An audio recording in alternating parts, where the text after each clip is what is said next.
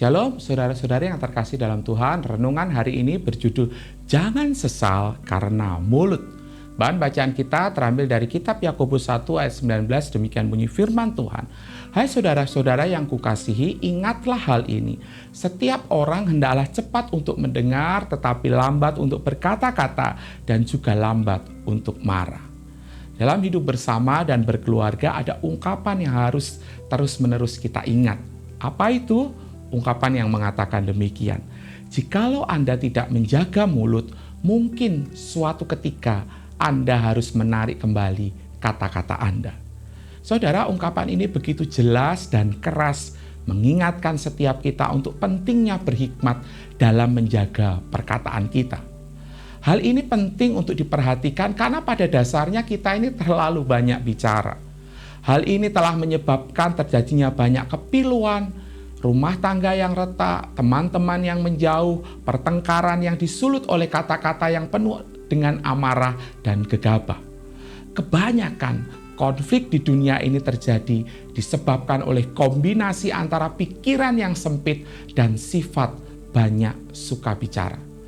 Kita akan jarang mendapatkan masalah jika kita suka mendengarkan. Bukan hanya itu, akan lebih berguna bila kita belajar lebih banyak dari apa yang orang lain katakan daripada apa yang kita katakan. Sebagai anak Tuhan, tentunya kita harus berbicara lebih banyak mengenai Kristus Sang Juru Selamat dan menceritakan kepada orang lain tentang kasih-Nya. Oleh sebab itu, kita harus segera menghentikan obrolan, omong kosong, ungkapan gegabah yang tidak bermanfaat atau bahkan kata-kata yang berpotensi untuk melukai orang-orang di sekitar kita. Seseorang berkata, jika Anda berbicara ketika sedang marah, Anda akan mengucapkan perkataan yang akan Anda sesali kemudian. Banyak orang mendapatkan masalah ketika mereka membuka mulut mereka pada waktu yang salah.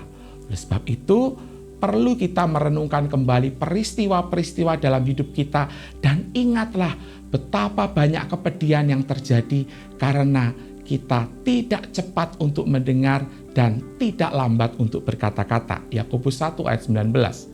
Kita paling sering melakukan kesalahan dengan mulut kita. Yesus sendiri berkata mengingatkan, setiap kata yang sia-sia yang diucapkan harus dipertanggungjawabkannya pada hari penghakiman. Matius 12 ayat 36.